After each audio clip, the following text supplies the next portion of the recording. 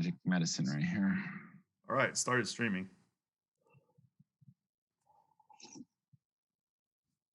Who's Danny Johnson? He's a 5-5 regular at the bicycle. We have I gotta add you to my Discord like group. Sure. It's like people that are at the bike, all of us that play like 5-5 through 10-20. Like Danny Johnson's in there. Like I just 100% you know him. Yeah, I'm really bad with names. Yeah, so he left that in the Discord and we were talking about it.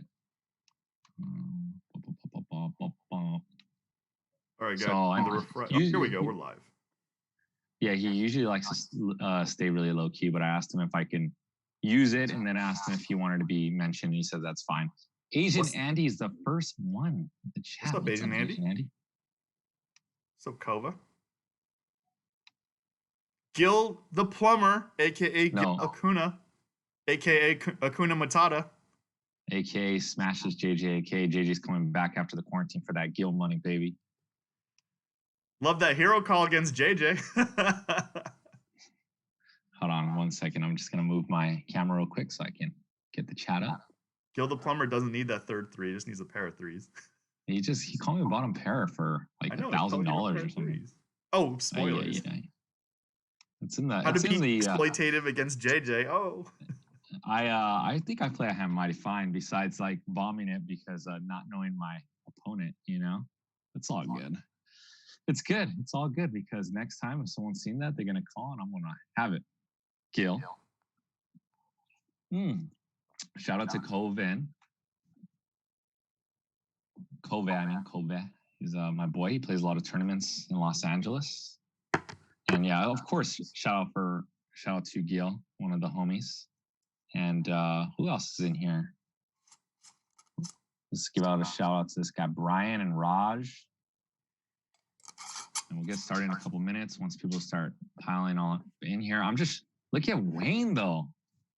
Look at that little quarantine, get some little fixed up. Like, look at this. You mean he looks stay like at home so I could just like do stuff and then come in versus like prop all day and then do live at the bike? Oh, you look like National Geographic's Wayne right now with the makeup. Stop Did you put some makeup on, Wayne? Don't lie. What? Did you pat on some makeup or anything? No.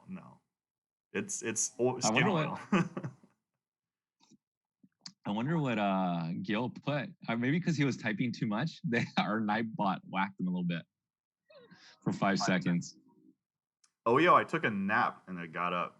Like, I had a lot of stuff to do earlier. You know what I think, guys? What's up, Gil? Thank you for the compliments. Wayne's probably in love or something. Oh, come on. Usually, please. Look at this. This quarantine is getting rough on your boy. I haven't manscaped my face in a while. It's getting rough. I was going to, Wayne. I literally, it was 5:30 and I was like, all right, I'm going to fold these clothes in my bedroom and then I'm going to shave and then I'm going to hop on. And then before I knew it was 5:50 and I was like, shit, all right, no shaving the face. It's okay. It's just the LATB's raw. They got to see us like real, I mean, they can see me play probably like 4 or 5 days a week into the wee hours because we all know I like to play way too much poker. What up, Mad Benjamin, Metal Doctor? We ready? We ready to fire up some topics? Let's go. All right. Well, first of all, I am JJ De La Garza. I go by JJ4D Poker.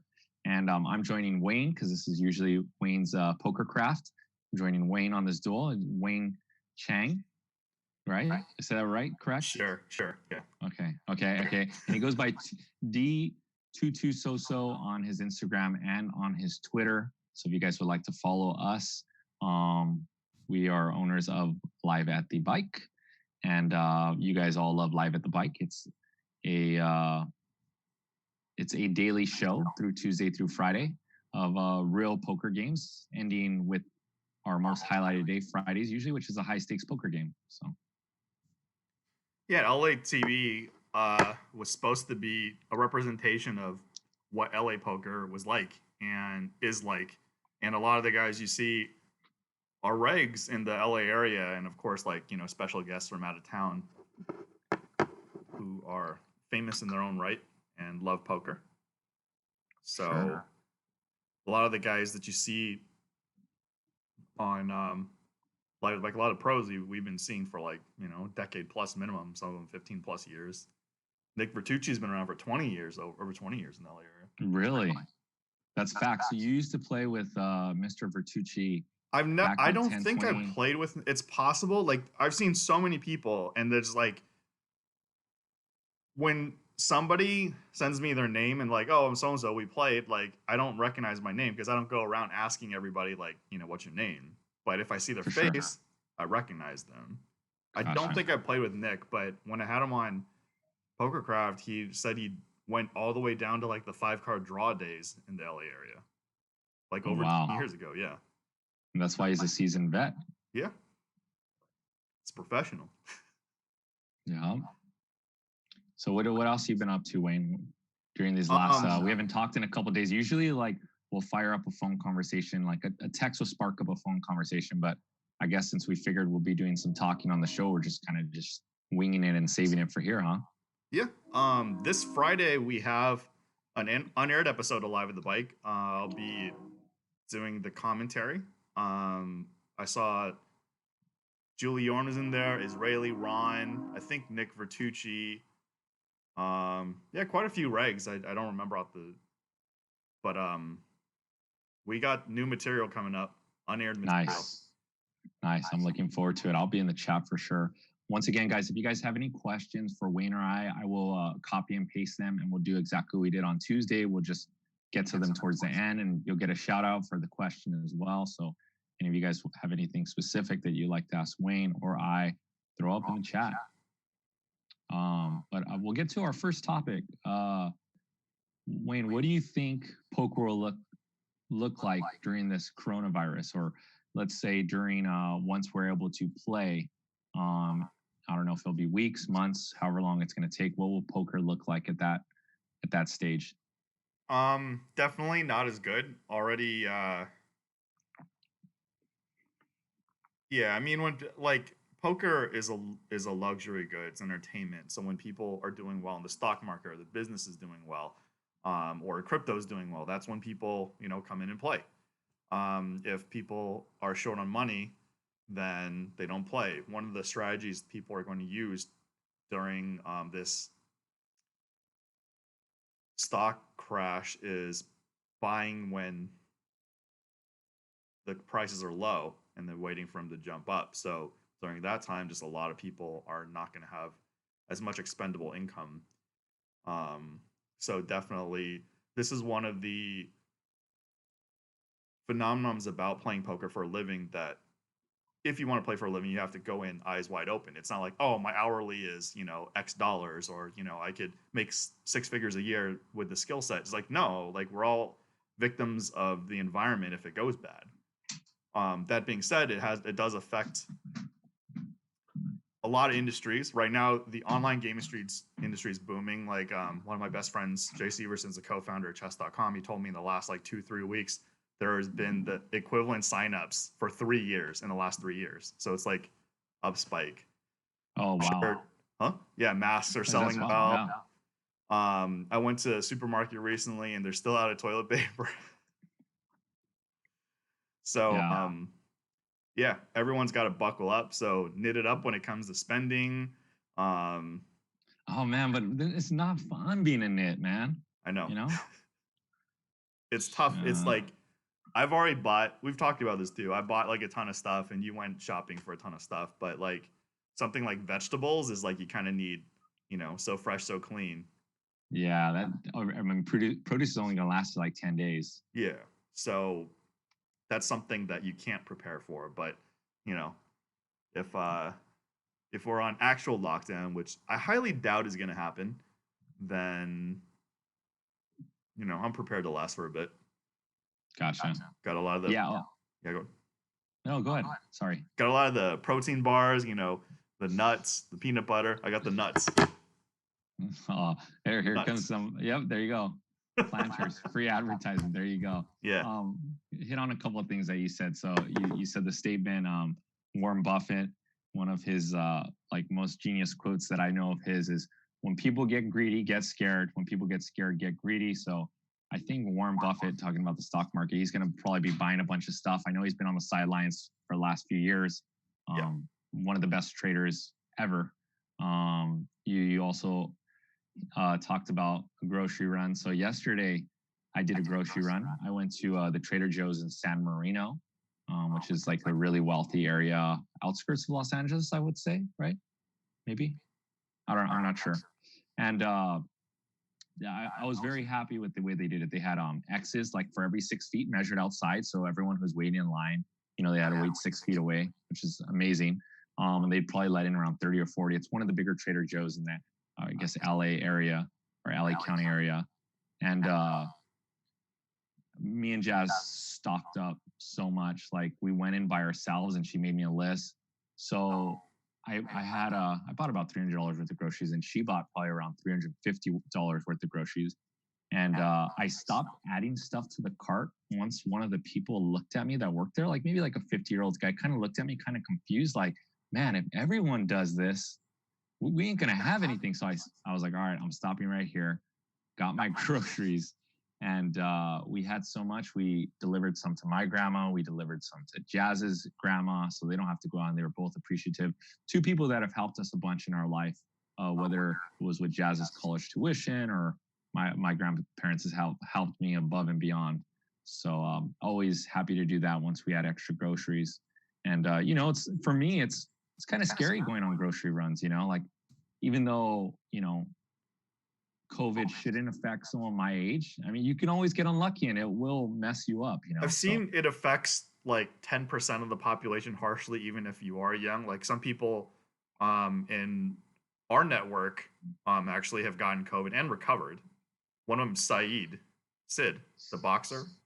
Well, that's what. See, I was reading Sid's on Facebook, and I don't know if he's just like. I was gonna comment on that. I don't know if he really had COVID. I mean, he didn't get tested for it. It took him 3 days to beat. I just don't. It was before it kind of like. I think the first case was in the United States. I don't think Sid. Well, Doc Sands in Vegas. Like, I mean, some people, and even if Sid, like, I believe him, but like, even if he didn't, like, other people within our network have tested positive and recovered. And yeah, some of them were harsh, some of them were not that harsh. And by harsh, I mean like harsh flu, not like, oh, I'm dying. Yeah, it feels bad. Yeah, I mean, it's something that I don't want to mess with. I know that something that I feel like I've had to be like the person who kind of for my family hammered them. Like I've been talking to my dad, my younger brother lives with them, and he's trying to constantly make sure that they're staying in, and I have to like talk to them, and grandparents and Jazz's parents were on them about staying in, and because all the people I mentioned are over 60, and we just want to make sure they're okay. And after this COVID, we have everybody intact. All our family members that we love. So yeah, it's been more stressful than I would like, being like the person that's trying to be on top of it the most. Yeah.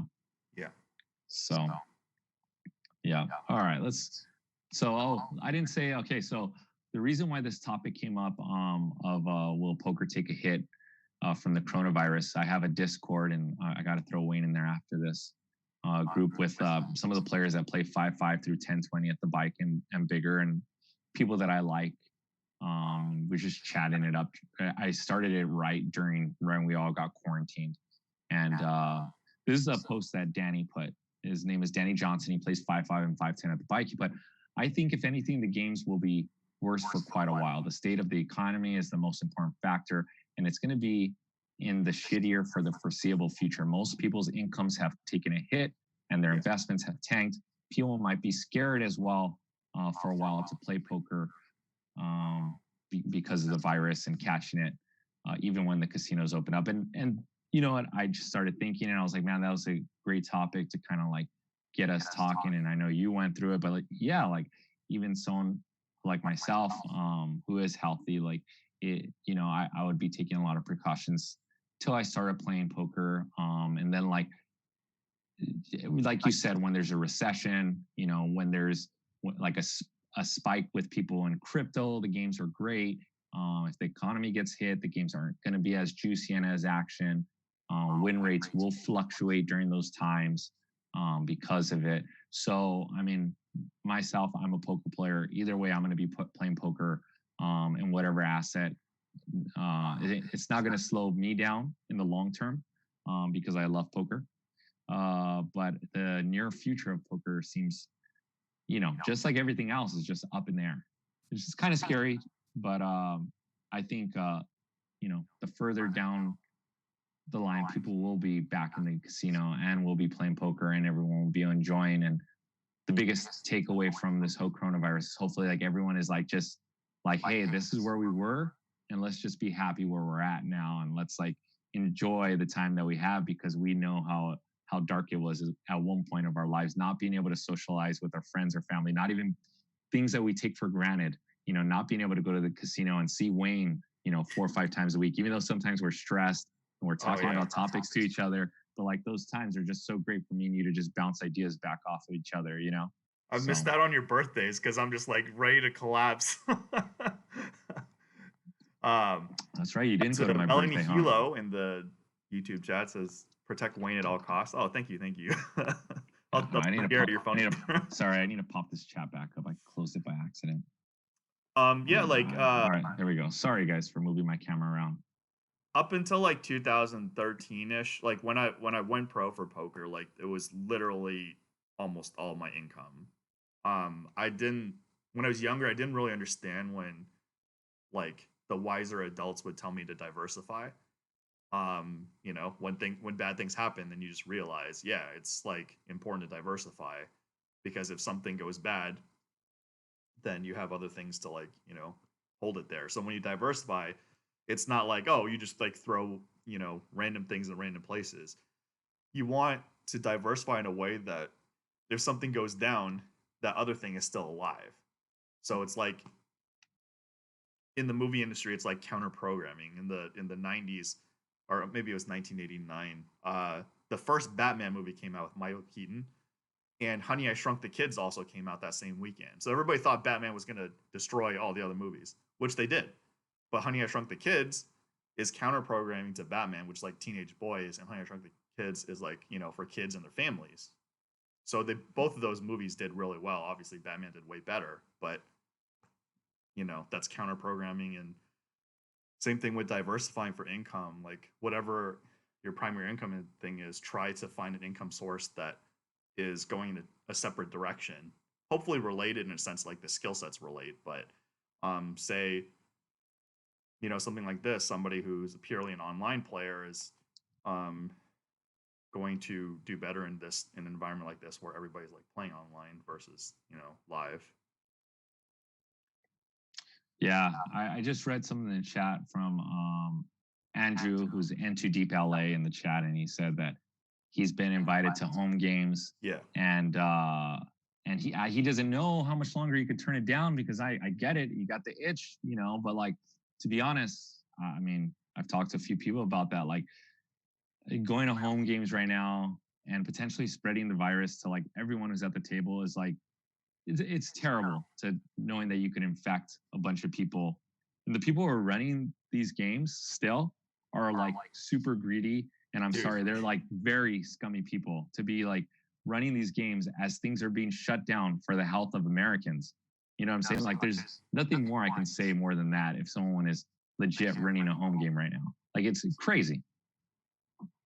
I have friends who are like, decent guys, and they're just like telling me to go. I'm like, I'm not going. Like, there's just no way. There's too much at stake, even just like me personally. Like, say somebody there as I get, and I go back to the bike and work. Like, that's just really, really bad. So I gotta like, back off and just like work at home. There are gonna be announcements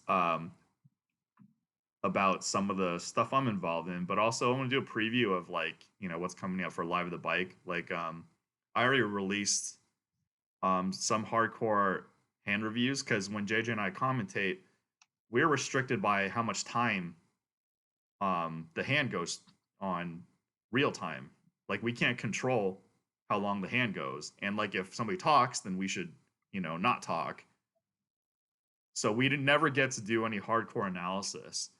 And I go really deep into some hands. The one with Gary Reyna versus Garrett, the set of tens versus Garrett had a set of 10s and Gary Reyna had airball.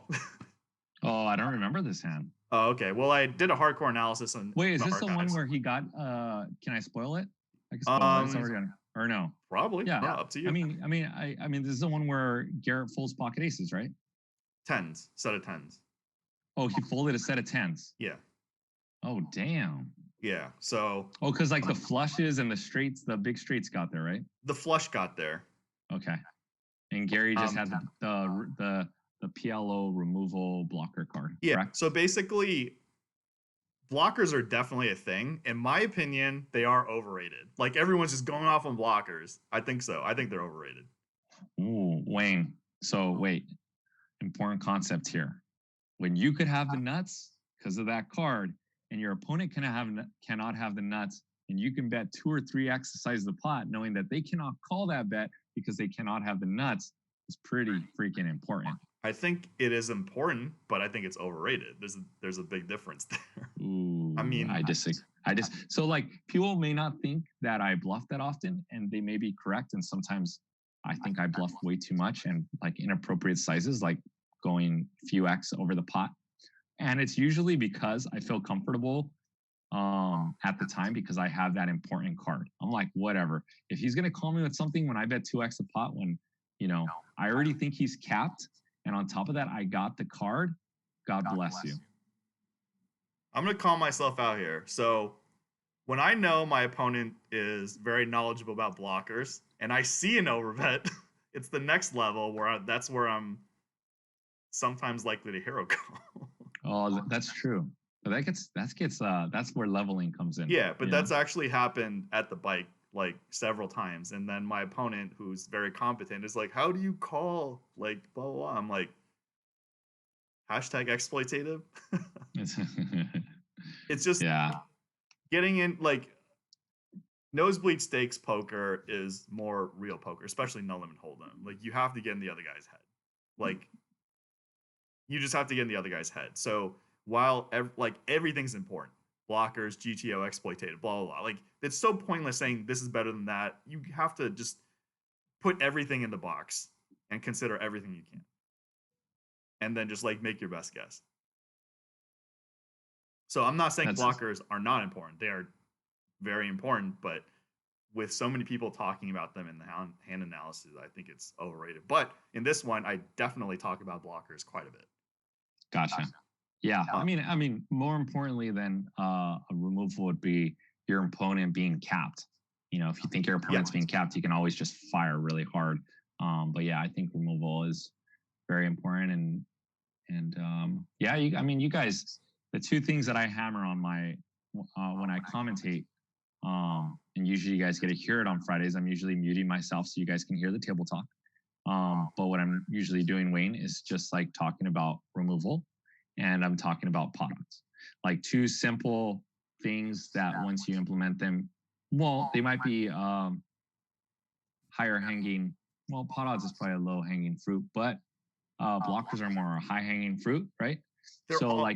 Everything's important. Everything's important. It's just that I feel like, and this happens in poker for all time.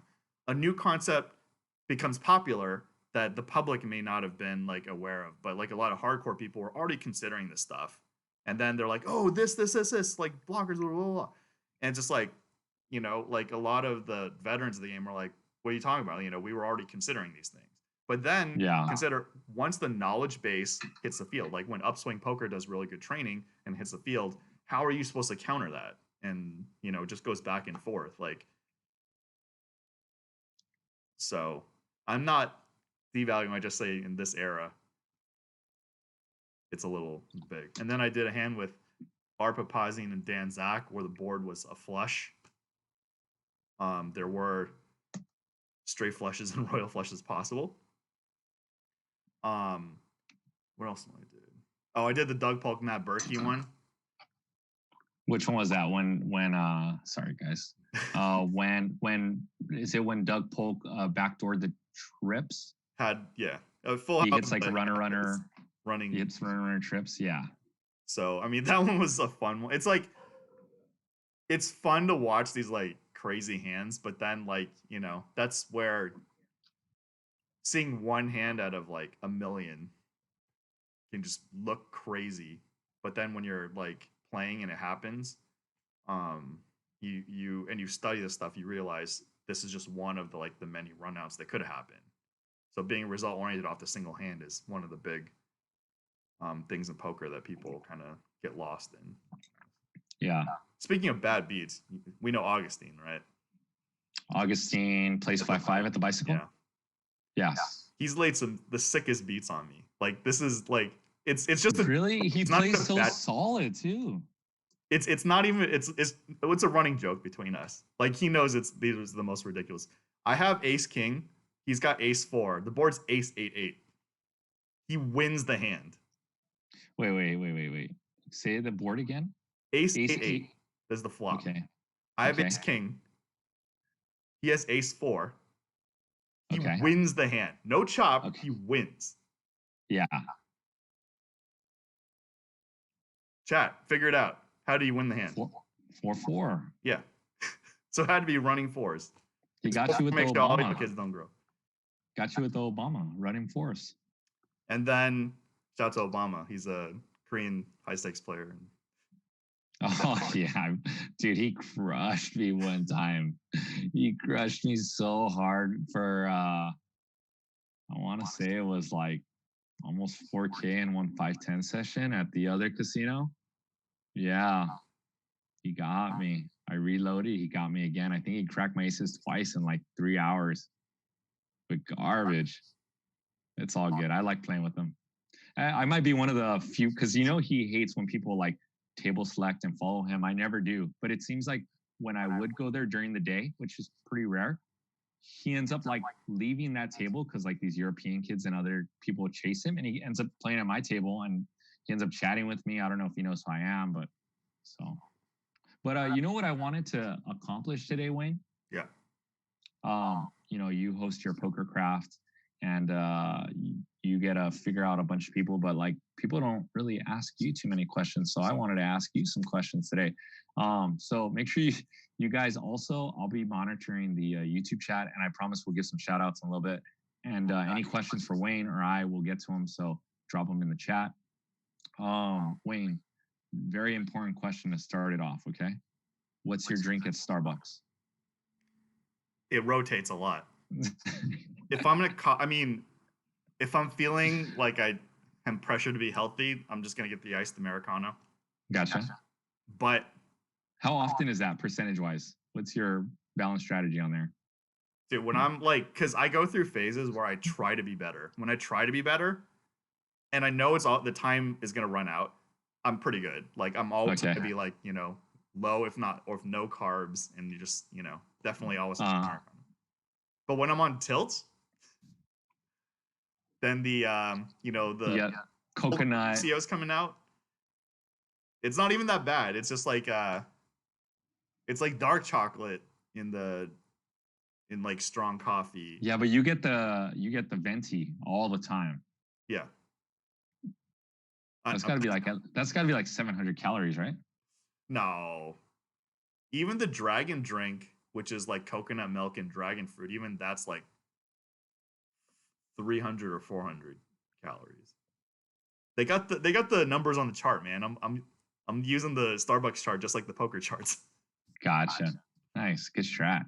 No, like I have gone, like when people watch me eat, you included, I'm like, I don't eat like well, but dude, what I eat now compared to what I eat back then is like a massive improvement. Like Garrett's meal, like I can't eat that. I've stared at his meal like several times. I'm just like, dude, I can't eat that, man. Dude, a lot of times on Fridays when I used to go in there and set the games, Garrett would order his meal, and I would just tell the server, give me what he got. Yeah. Because he orders from the same guy every Friday, so I would just be like, give me what he got. Yeah, it's Jonathan. Yeah, Jonathan. That's what I would do, just so I can like make sure I get my first. Because usually that was my breakfast. Because we start the game at usually 12 on Fridays or 1. So yeah, that's my breakfast. But it will like fill me till I have to commentate, and then I'll usually bring food into the booth. But all right, Wayne, how did you get into poker? So after I retired from esports, like I had a really good experience playing professional StarCraft, and then it comes to a point where you're just not as fast as 16-year-olds. You can't keep up. Your days are numbered. So I retired at the end of, I like to say 2000, and I just went back to school, and also .com crashed. I was a software engineer at Alta Vista, and I just, games are a part of me. Poker interested me at that time. 7-card stud, and limit hold'em were the games to play, and then I just played like very small stakes. Yeah, that was the start, like the pre moneymaker boom, and then I So went to what UC. game? What? How small were the games that you were playing? I started all the way to the bottom, like 1 to 5 spread limit stud at Luxor, $3, $6 limit hold'em. When I went to UCSD, stakes are lower because San Diego is a smaller city than LA and the and like San Jose, San Francisco. Obviously, the smaller the city is, the lower the stakes are going to be. Yeah, Marie and Ho and I would just like, and our little group would go play live and online, dabble a bit online. Started from the bottom, now we're here. Yeah, that's it. That's basically, the game was a lot easier back then. There's a topic that we'll probably head into, which is if you're gonna go pro today, what directions should you take and what's the strategy? Because like, in my opinion, and I've told you this too, is like no limit hold'em is the gateway into poker, but it's not necessarily the most profitable form of poker. You've been advised, like we've had this conversation, you've been advised by some people that we highly respect that you should branch out from no limit as well, which is all the time. Yeah. Dan Zach, the real Uncle Abe. The thing is this. No limit hold'em, especially every passing day, you're going to be a favorite. You're going to be a winning player in like a lot of lineups, especially like say 10, 20 and below. But a lot of games end up being raise, fold, raise, fold, raise, fold. Dude, pick up and play a different damn game. You don't have to stick it out with no limit hold'em. Like your EV will be higher in literally anything, even Big O, like low limit Big O. Your EV will be higher there. Chris Rhodes, who's a 40-80 limit prop, he's been a pro for like 15 years. He sat in the Big O, 6-12. And after 3 hands, he's like, WTF. Like I'm playing this when I'm not playing 40. It's just your comparative advantage in the side games are just like so much bigger. If I were to go pro today, on top of no limit, I would pick PLO. I would not choose limit hold'em at all. It's only because I have like so much experience, plus like propping is insane. It's just insane. Like it lowers the stress level massively. But as a second game, I would definitely pick PLO. That being said, even the PLO streets are getting tougher and tougher every day. Upswing's releasing a PLO course. I don't think PLO will die as fast as no limit because the game is more complicated to break down. That being said, I don't think it's, if you put in the time, I don't think it's like super hard, especially if you have a background. You just have to ideally have somebody guide you the differences between like no limit and PLO. So while PLO and no limit are both big bet games, there's one really big difference between them, and it's the pot limit cap. It forces people to play post flop, and this is the kind of downfall of no limit hold'em when you get more and more advanced and deeper, which is like when you're playing against a super good opponent, maybe they even hold over you. And Sean Deeb mentioned this too in his podcast with Joe Ingram. If somebody's better than you, or they just have a better grip on you than you have of them, you can always just shove all in and they can't do anything. Cards speak. The thing about PLO and the limit structure games is you are forced to play flop, turn, river. I love it. That's one of the things that people talk about, and it's so like not, brought in the spotlight. That being said, deep stack, no limit hold'em at the highest competitive level, like you see in our Friday games, that is the most difficult thing by far. So I always say hats off to Garrett and Andy for being no limit hold'em purists, like live. Experts, yeah. Garrett Adelstein said in his podcast with Joe Ingram, which is in the Live at the Bike archives too, he's like, maybe he did make a mistake. Maybe he should have branched out to, other games, because a lot of our peers, like Dan Zach or others, branched off into, and Zach Freeman, which I had the podcast with that was shown on last Monday, branched off in other games.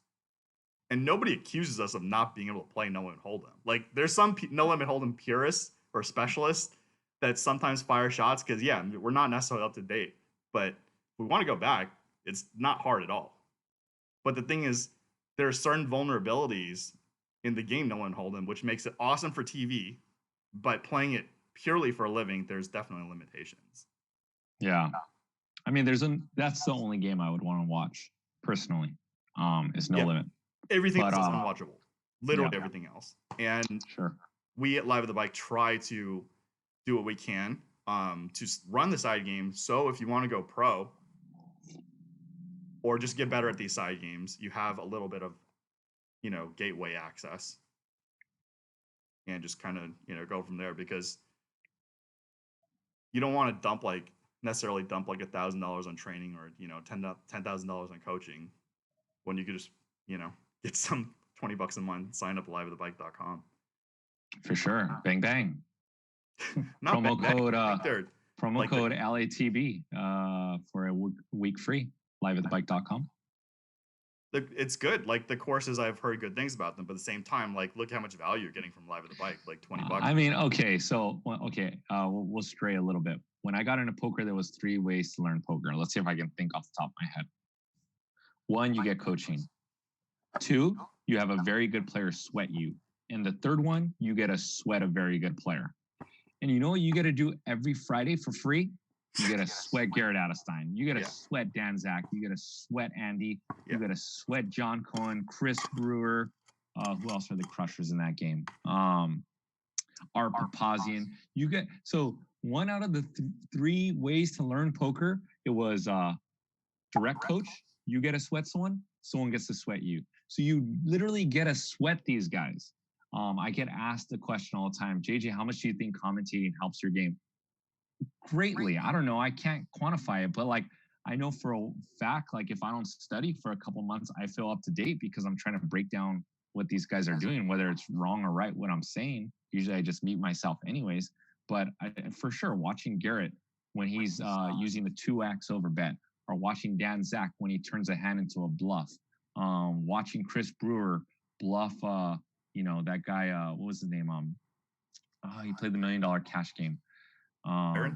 Brian Rem, right? Byron Rem. Like he bluffs Brian Rem, like his second hand that he sits down, Chris Brewer does, right? And Brian Rem is supposed to be like the tech guy who plays a lot of poker, but he's the rec. So why would he go after the rec with the bluff instead of going after someone like Garrett, who will fold more to bluffs than Brian Rem since he's recreational? But you get to see all this in game, which is crazy for $20 a month. And or if you don't even subscribe, just hit the like button and hit the subscribe button on YouTube, and you get to watch for free. So I'm agreeing with everything you're saying. I just wanted to add a little bit of a little spice to your soup. It's a good soup that you're going, so keep going. And people often talk about better than this player is better than this player way too linearly. There are certain styles that are like kind of rock, paper, scissors. Like a style's good against this style's against this. Like everybody has tendencies. And this is what you figure it out different online and live. Online you have HUDs, and you get like whatever stat you want, like aggression factor, pre-flop raise, VPIP, like showdown, win percent, win percent of showdown in the river, just like infinite stats. And you could basically like get like, if somebody's just like not that aggressive on the river, you're never going to induce the bluff. If somebody doesn't call light, you need to value bet tighter. Like all these things, like the numbers are there. I used to love the stats, Wayne. Yeah. That's how I was able to 12 table. Like I can see someone's check raise percentage. They got a low check raise percentage. Guess what? I'm folding a lot of stuff on the flop because this guy ain't check raising bluffs. If he has a high check raise percentage, I'm gonna continue lighter, or maybe even put in the 3-bet on the flop. Right. You know, like these stats. If someone's playing a 10 VPIP compared to a 50 VPIP, guess what? I'm gonna gamble with the 50 VPIP, and you who's playing, not you directly, but whoever's playing the 10 VPIP, they ain't getting any of my money. Can't get $1 out of me. Ooh. The other thing too is you get to see people's like 4-bet percentage, 3-bet percentage, 4-bet percentage. If 4-bet percentage is like higher than, was it like 1.8%? It's always like aces and kings or something like it's. I may have the numbers wrong. I haven't studied. Sure. I don't remember these numbers. It's something like that. You literally know at a certain threshold, at a certain percentage, if it's 4-bet, it has to be aces or kings. It's not even queens, no ace king for sure. Yep. And that is just like, you could easily fold queens when you get 4-bet by that player. Yeah, a lot of the old numbers, I don't remember off the top of my head. Like, I used to know like what aggression factor 1.2 or 1.7, like what that meant, but now I'm just like, I completely forgot. Sure. But you get back in the mix, then you could just study it up. It's like, you know, riding a bicycle. You can get back in. Yeah. But live is different. Live is like more so you have to wait out your opponent to be emotionally competent. One, if somebody's like blasting off anyway, yeah, it's a race to just like get his money. The other one is just like, that's my favorite race, by the way. Yeah. And then the other thing is you wait somebody out. Everybody gets emotionally compromised at some point. And some people who don't get up, they're just not going to play as well. Maybe their B game is okay, but it's still, any inefficiency is money in your pocket playing against that person.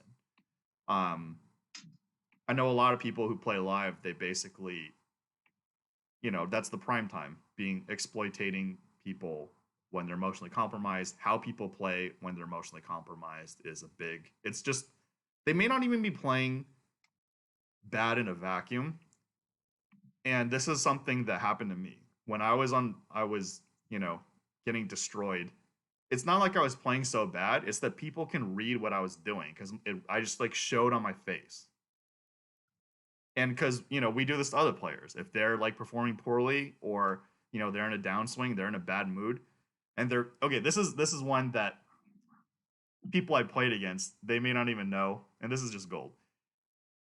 Complainers, people who complain at the table, are just like, oh, you always have, oh, I never get action. Guess what?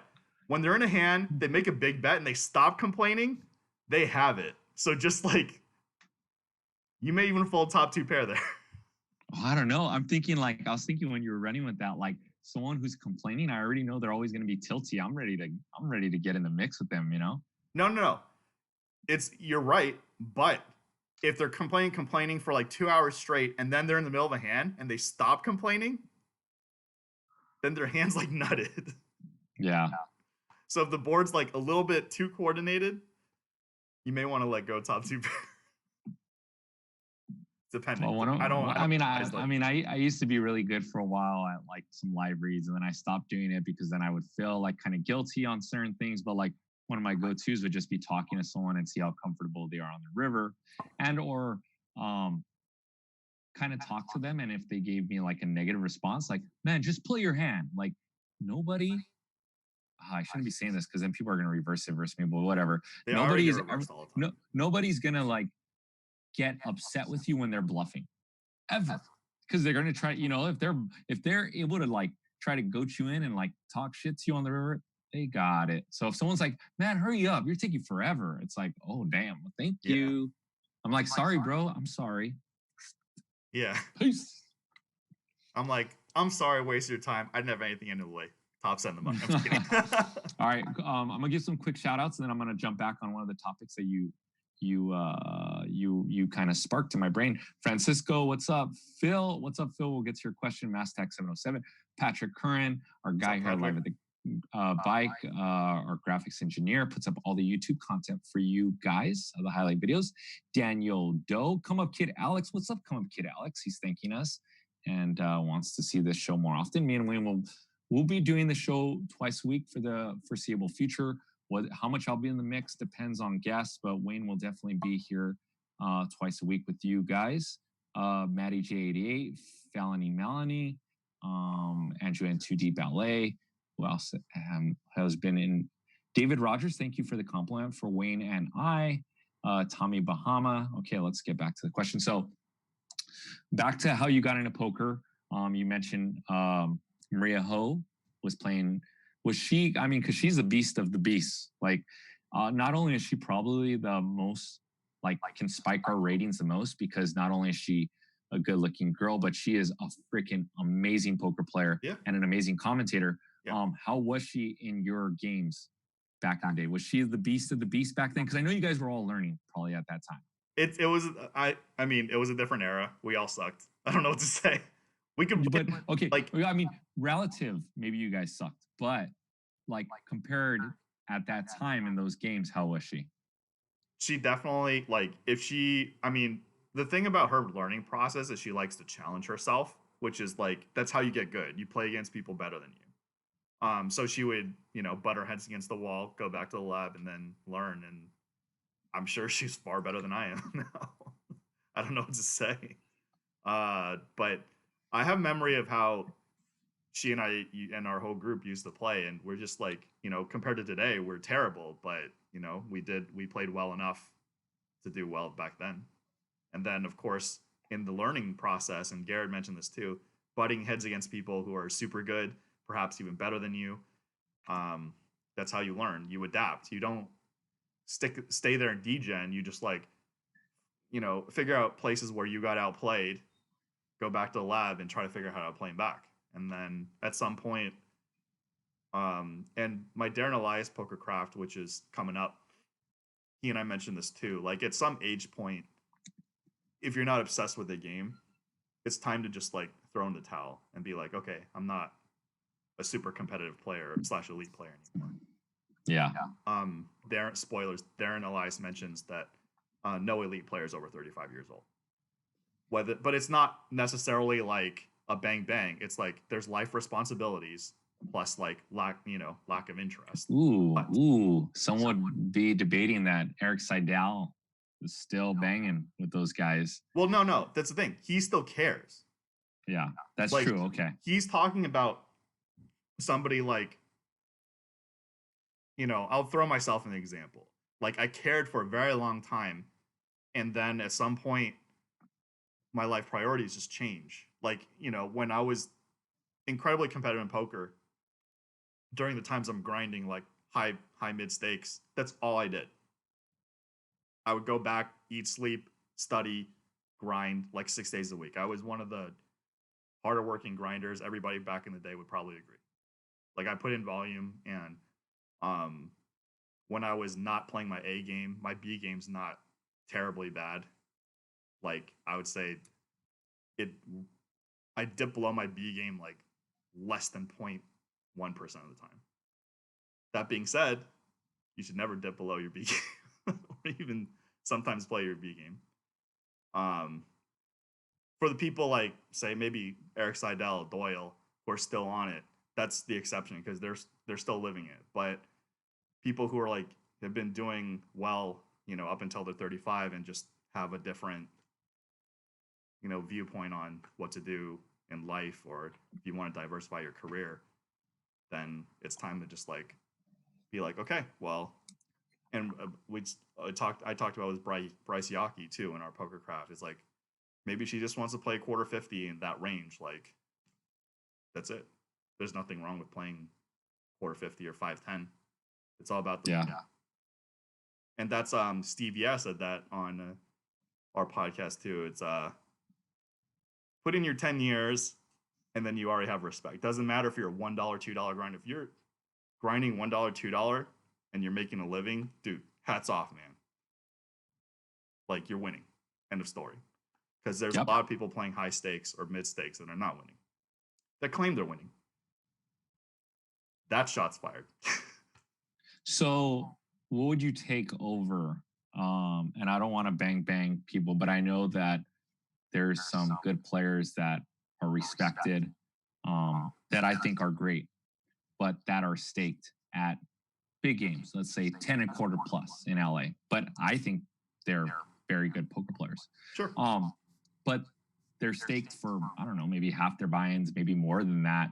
What do you take over someone who's staked that's playing bigger that you think is a good player over someone, that is just grinding out, 5, 10, 10, 20 plus, like 10, 20, a little bit bigger, but they're on their own roll at all times. There's What do you definitely think? a lot of obsession with like who plays high stakes, and like, chances are if the guy is doing well high stakes, whether backed or not, he's probably a better player.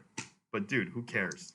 Like, we're all making a living, and that's something that the focus is just done too much on. Everyone's like, oh, who binged these tournaments, or who's got more money. It's like, who's like, what Helmut said to Durr, like, let's see if you're even around in 5 years. And Durr's around after 5 years, so whatever the hell he went through. Debatably, we don't even know where Durr is at. Phil Sure. Helmut is still relevant because he knows how to dodge bullets, baby. I'm uncomfortable. I've been staked several times, and I'm uncomfortable ever doing it again. Of course, if everything goes bad, which it seems like it's not going to, and I don't want to head in that direction. I mean, if everything goes bad, then I'm willing to do more, but I don't like being staked. It's a mental strain. One of the difficulties is when your play gets questioned. It's like the backer absolutely has the right to question your play. For sure. But if you start questioning the player too much, it just takes away from their arsenal. Like, in a vacuum, say you bluff me out, I lay down a hand, which maybe I should have called, or, I value bet and I could have value bet more. I made a mistake that hand, but that's part of poker. Is you adjust the next hand and the next hand, the next hand, the next session. So just like hammering down on one hand that may have been played suboptimally or may have even been a big mistake, then changing your whole game or changing your whole adaptation process, which you've been developing for 10 plus years. Yeah. I think you're just asking for that. I know people who are backed who are very good. I know there are several tells to see who's backed. I don't want to necessarily say them, but definitely people who are not backed have a more similar attitude when they carry their chips. So, well, I mean, I obviously don't say anyone by name, but what do you mean by that? People who are not backed are generally sloppier when they deal with money. Gotcha. I'm just gonna leave it at that. Gotcha. Like they're just putting every single digit in their phone on how much they're buying in for everything like that. Correct. I wouldn't say that. I mean, like, some people are OCD about being neat about chips. But if people are playing with their own money, they generally just like they just don't. Gotcha. They're definitely. It's more of a sign of who's playing on their own versus, who's being back. I have nothing against them. A lot of them are much better players than I am, even in my prime. So everybody's got their own choices in life. I don't like when people are just saying, "Oh, you shouldn't do this or you shouldn't do that." Everybody's life circumstances are very different. I've had this conversation with Ryan Fee of White. Ryan Fee asked me why I wasn't playing on my own now. I'm like, the social aspect of getting a paycheck has actually greatly improved my relationship with my family because it's tangible. Even though I was doing better before, just purely poker. Like, I would get socially berated by my family. And this is something I have in common with Maria Ho and Kitty Kuo and among other people. It's just like Maria, Kitty, and I, and other Asian Americans finished our undergrad. Kitty even finished grad school. She has a master's in electrical engineering. We did it so our parents wouldn't be embarrassed because being Asian, you need to have some academic pedigree. And then after we did it, we said, look, we did this for you guys so you wouldn't be embarrassed, but we have our own road to take. But gamble. Huh? Gamble. Part of it. Like, I'm interested in so many things, but because poker was our highest form of income for a lot of years, and probably these are the first few years poker doesn't comprise of the majority of my income. But because of that, it's just there's a social stigma. And when you get a paycheck, then that stigma like kind of lessens. And our title at the bike are public relations, which is an actual job. Yeah, I would say that. I mean, you are definitely public relations at the bike. I don't know how many times you and I like try to like get away. And I mean, we love everyone in our community, but like we literally can't talk. You know, we're just like someone comes up and then we're like, okay, and then we just drop whatever we're talking about, how important or not important. We just drop the subject. You know, if they leave, then we go back to how important or not important or whatever the subject was. You know, so yeah, you're definitely guest relations at the bike. I wouldn't consider you a prop. I mean, you do have to sign in and play games, but like you're definitely a very good guest relations person at the bicycle. And they get me for free because I'm just there and like to play poker. So they got me for free right now. We're working a deal, son. All right, let's back to the thing. It's just like how if you're making money doing this game, whether it's training sites, whether it's being staked, whether it's propping, whether it's playing your own, dude, as long as you're winning, as long as you're taking care of yourself, being responsible, everything's all good. Like there's this thing of this social stigma of the poker community where, oh, you're playing high stakes, so you have higher status. Where like, yeah, if you're Garrett Adelstein, you're crushing high stakes, and you're a TV player, and you've been around for like 15 years, and you were producing content for like, Run It Once and Deuces Crack. Yeah, then you have it all. But Garrett does not think lowly at all. Any pro, any game, he just look at like all of us sweating Phil Galfond. He doesn't really know him anymore. Well, let's get to Phil Galfond, and we're going to get back to Wayne after that. Phil Galfond, the sickest thing, playing 100-200, was down 900K. That's 45 buy-ins he was down. 45 buy-ins to a fact where he was paying, I think the penalty was 2K a day. I think it's like 3. Okay, I don't know, whatever. Okay, I could be incorrect, but it was from $1,000 to $4,000 a day penalty to rethink if he was going to quit versus Vinny Vidi, who's known to be not the best pot limit Omaha player, but a very good PLO player online and highly into solver-based strategies. So this guy that you can say that Phil Galfond is playing someone like Dan Zach, someone who's very into game theory and is going to not stray from game theory and is going to have a balanced strategy of bluffs to value, and he's going to be very tough. Was down 45 buy-ins, almost quit, took a break, and at the 20,000 hand mark, around there, a little bit less, where they're playing 25,000 hands total, got in the green. Phil Galfond, I'm not sure if they continue playing, but at one point today, Phil Galfond was in the freaking green, almost down $1 million. I don't know. I don't know how you get like being down 45 buy-ins, 900K, and be like, all right, I'm going to keep fighting this guy. So, and there, you're right, Wayne. Come up, Kid Alex. Shout out to you. And David Rogers said 3K a day in euros. It's having played a lot of heads up. It's psychologically very damaging when somebody just destroys you, whether it's they're running good, they're outplaying you. It just hurts. It just hurts. Yeah. I complained to Bill Wong, like when I first, like, I've been playing a little online, with a break, whatever. First 2 days, I was down 10.5 buy-ins, but I got it in good 90% plus, and I got one outer twice in 2 different hands in PLO. So if you look at when the stacks, and this is the kind of hack for big bet games like PLO No Limit, you're usually playing fine as long as when the big stack goes in, you're getting in good. Because if the big stack goes in and you're getting in bad, whether it's a bad read, whether it's tilt or whatever, you have to reevaluate your game. Because all the GTO, the small stuff, the bets, the small value bets, that's all fine and dandy. But the majority of the results of big bet games is when the stack goes in, did you get coolered? Did you get it in too light? That's the majority of your win rate in big bet games. Yeah. So I got in good most of the time. Dude, it hurt, even though the dollar amount is not even close to what I used to deal with. It just, I didn't feel too bad. But if that went on for like another 10, 20 buy-ins, dude, I'm like brain damage, man.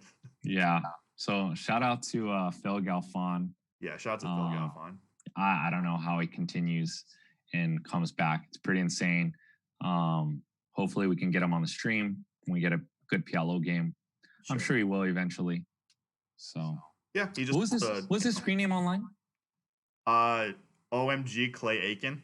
Well, yeah, that was his old school one, but what's his one now that he's using? I don't help know. us out in the chat. Yeah, he has Mr. Sweet 28. Mr. Sweet 28. Yeah.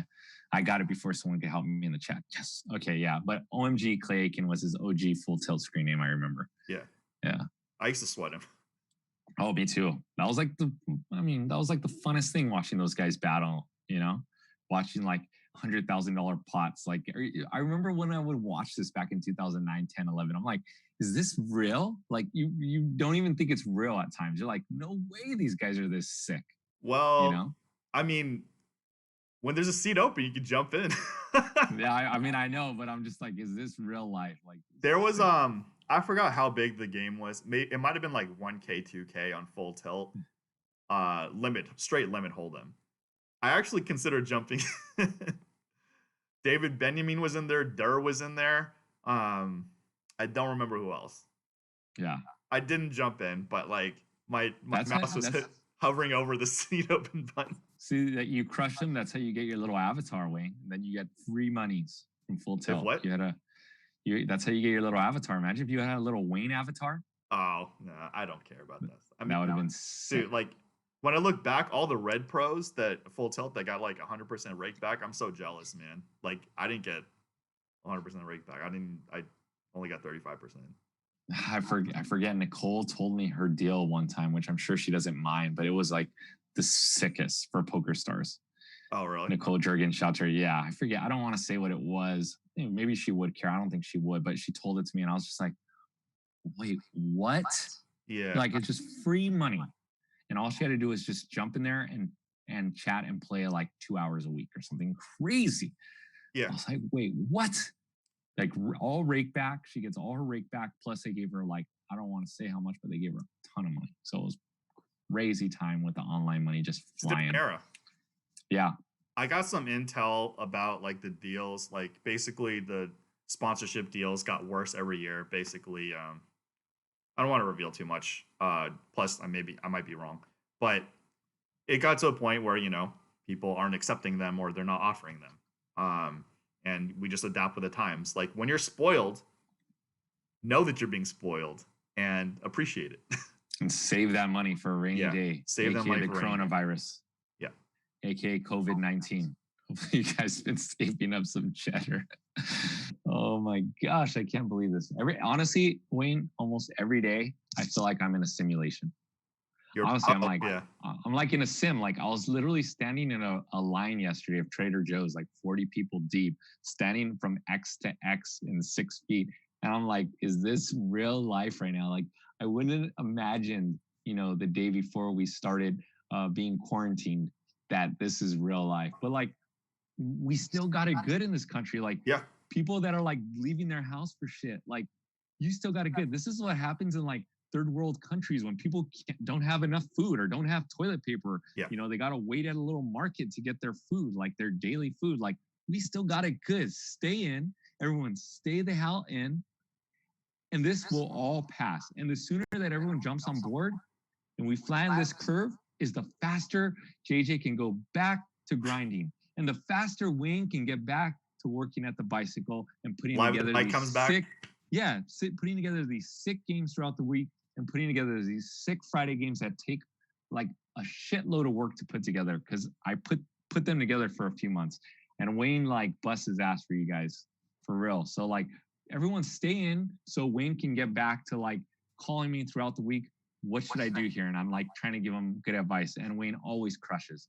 Like everyone stay in, please, because like I want to get back to my normal life of like grinding and seeing you fools that are out here in the chat that are watching and playing and battling, and that's what I really want to do, So one of the other things too, when I first started doing broadcasts, I wasn't playing like high stakes anymore. I felt kind of bad, just like I felt like a fraud. But but like I would go back and talk to those guys, and several of them literally assured me they're like, dude, we would rather you be there than just about anyone else out there.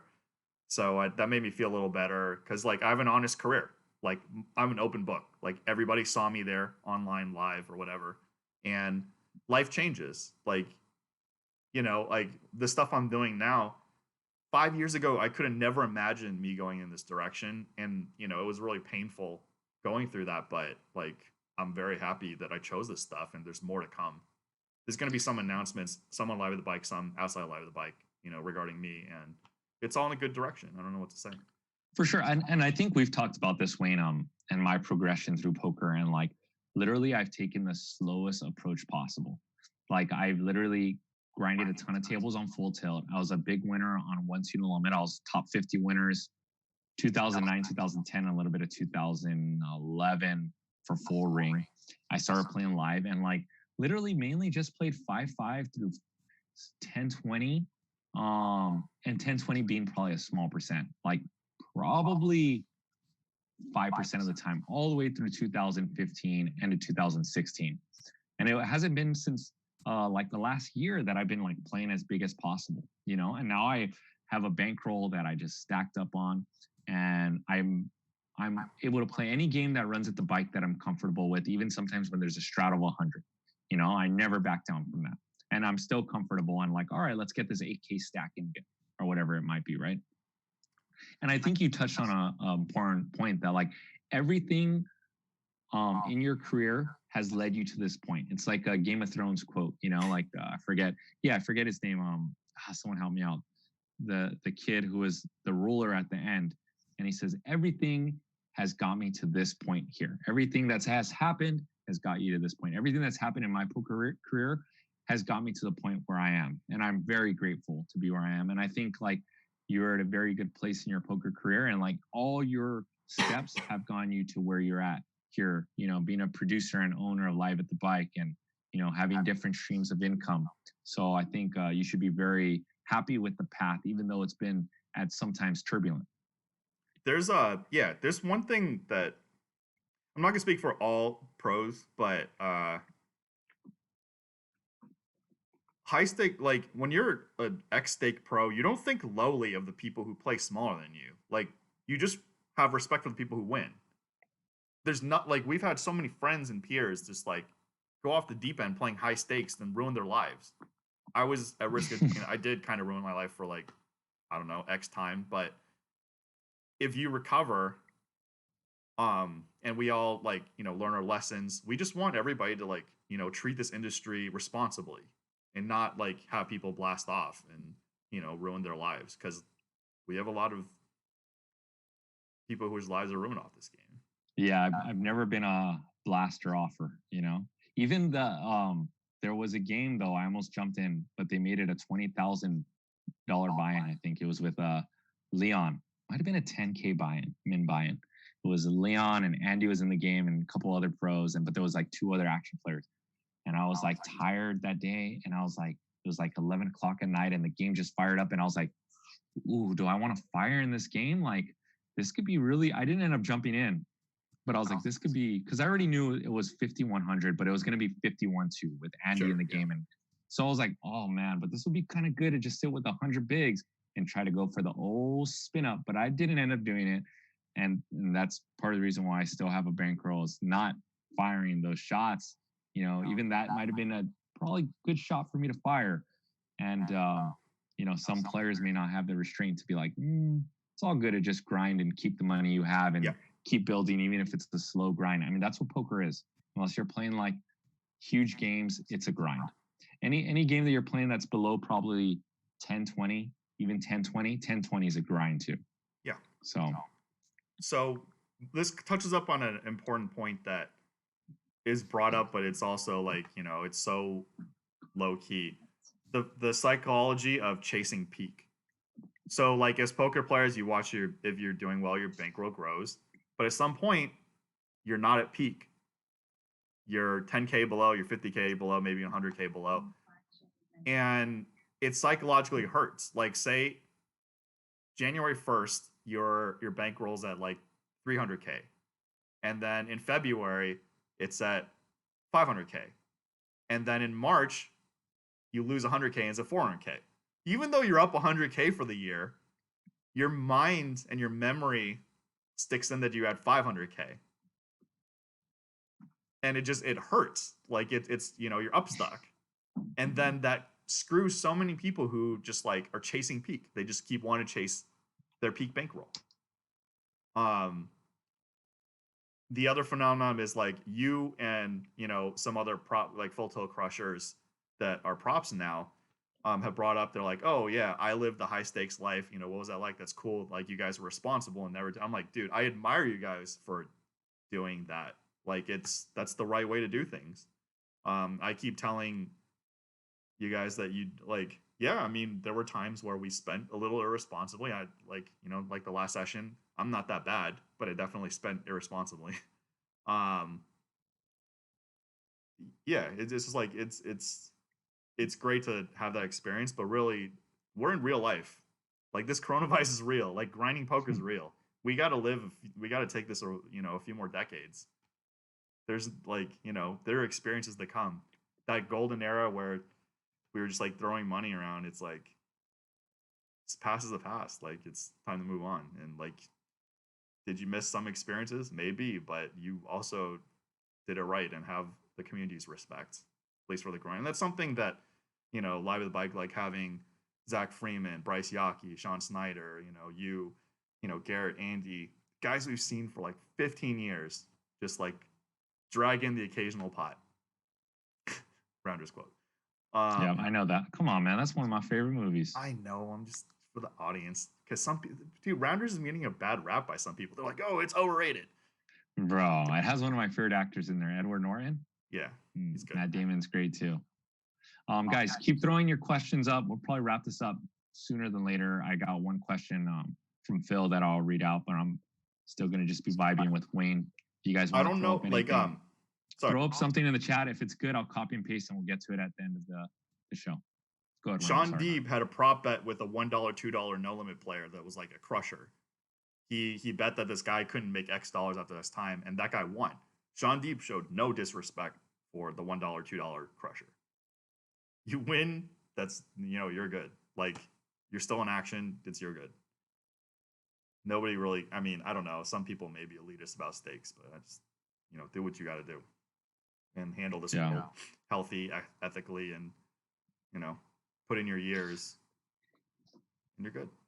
So I know, Wayne, I asked you what was your goal during this quarantine, and you said some Live at the Bike, some hand review stuff like that. Yeah, I got several stuff going. I've discussed with like you, Brian Arakaki, and Evelyn, but mostly you and Brian.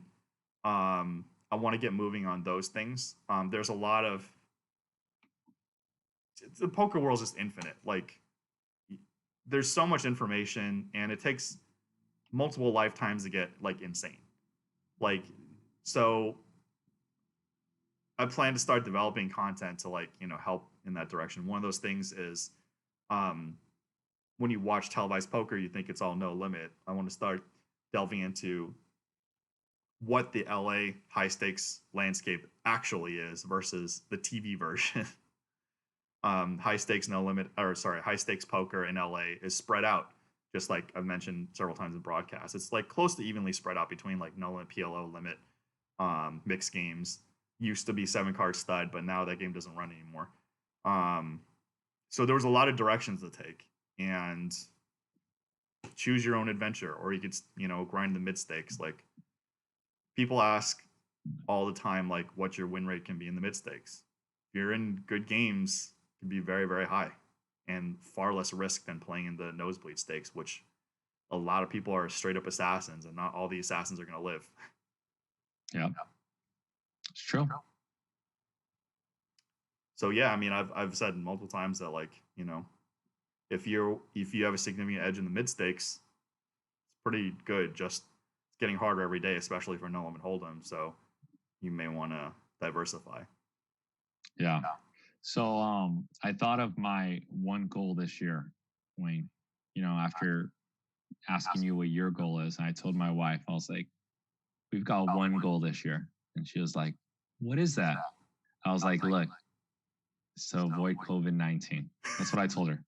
I'm being serious, Wayne. I was like, honestly, that's our only goal. When we leave the house for groceries, whatever, we do it. We come back home, we stay in. We can go through this year not getting COVID-19, which is in its infancy stage, right? We don't know how to treat it. Yeah. We know that social distancing, is the only way to kill it. Pretty much is to distance yourself from spreading it and catching it. So that's what I told my wife is this year. It's a simple goal, but it also is going to be tough. You got to distance. You got to distance. So yeah, that's our goal this year is to mainly stay healthy and, to be here when this all dies down. So, Phil Sharidin says, how are you guys going to approach safety returning to the casinos? I'll let you, since you're probably being there before I will, Wayne. What are you going to take precautions, or how are you going to approach it? I'm going to be wearing masks and gloves when I go back for sure. Especially for me, it's important that I set an example for other people, and if they don't want to follow, that's their thing. But I gotta do what I can. It's like my job. I represent the bike and Live at the Bike. Yeah, like we're taking this very seriously. I've been invited to home games. I'm definitely not going. I got a lot of work for Live at the Bike plus other stuffs at home. I'm plenty busy. Yeah, I got to find toilet paper, and I'll tell JJ when I find. No, guys. Oh, for sure.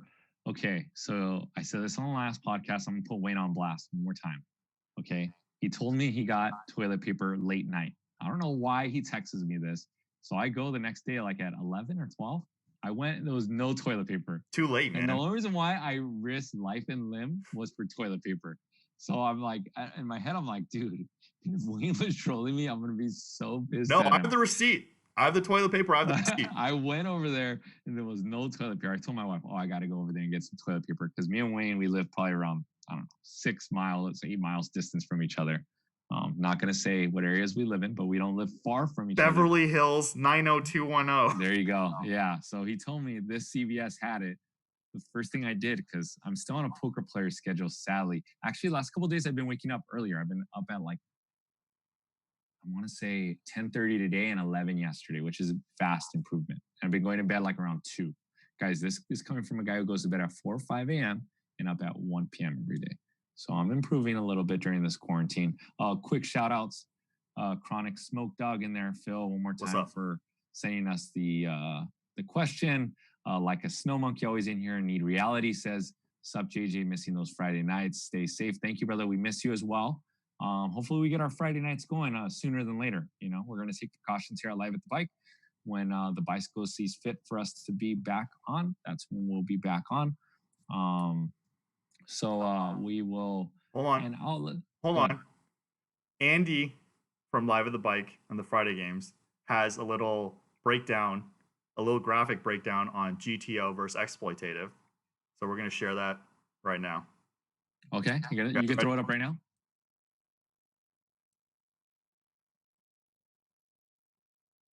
Follow him on Instagram. That's GTO, doing what you're supposed to do. Or you can be exploitative. What? You could be sexy. What happened here? GTO versus exploitative. You could do the right thing. Okay. Be a nice, good little boy. Or you could be exploitative and bring sexy back. All right, guys. I'm not sure where this podcast is going, but I'm gonna leave it with one more question, Wayne, and let you go as long as you want with this question, and then we're gonna call it a night. I had some other questions that we didn't hit on, but it's okay. We'll probably be back here Tuesday. But the last question, which is an important one for me, Wayne, because sometimes I have poker stuck in my brain and I beat myself up. So you get to talk to young JJ, middle in the career JJ, and JJ who still has this problem. How do you relax after a poker session? What tip? Oh, you froze. Am I okay? Yeah, you're okay. Okay. So, did you see? Sorry. Do you see a cameo from your brother here?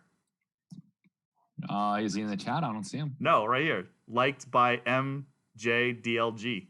How come I can't see the screen? I only see you. That's why I wasn't understanding what Oh, you were you have doing. to see the actual stream. Oh. Okay, let me see. Okay, let's throw back your GTO so I know what you're talking about. It's up here. Just okay. go on the stream. You could take a look. Wait, that's Andy right there. Yeah. Oh my god. Now you get it. Now you're laughing. Okay, now I get it. Now I'm like, wait, what is Wayne talking about? All right. Okay. So we got a cameo with from Dennis with one N and Michael De La Garza. Oh wait, I think we're lagging it up pretty hard on the stream, huh? But it's okay. It might be my internet. Are you on the stream? Yeah, I'm watching the stream. We're lagging it up pretty hard. So you see your brother. But it's all good. Not yet, because remember the chat is on delay for like what 15, 30 seconds after us, right? Oh, I don't know. I see it. I'm on there. I see it. All right, let me hit refresh on this bad boy. Okay, there you go. Sorry. I still need to hit refresh. I'm still on Andy and him wearing glasses here, which is freaking hilarious. I don't think that's huh? Never mind. I'm joking anyway. I thought that photo was hilarious. Let me see. Then yeah, I haven't seen my brother up on here yet with Dennis. So I'll roll for it to pop up. We might get Ramsey on Zoom. I tested out with him. Some other people. Kelly Minkin's doing a little takeover on the bike social media. We etched something now. We got some cool stuff. She's been streaming. Marley's been streaming. I still don't see. Yeah, he's on real up soon. I still don't see the next photo of Dennis and my brother. Oh no, it's not the photo. It's the look at the bottom. The bottom comment says Dennis with one N, and then the photo was liked by MJDLG. Oh, okay. Also known as Michael De La Garza. All right, shout out to those guys. Do you want to hit up that question, or should we just hit it up?